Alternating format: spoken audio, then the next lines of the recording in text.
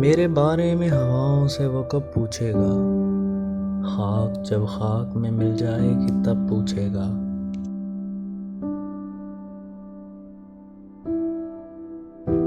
घर बसाने में यह खतरा है कि घर का मालिक रात में देर से आने का सबब पूछेगा।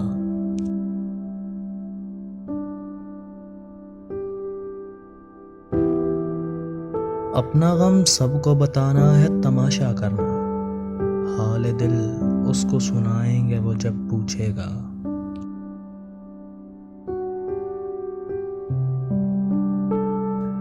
घर बिछड़ना भी हो तो हंसते हुए जाना, वरना हर कोई रूठ के जाने का सबब पूछेगा।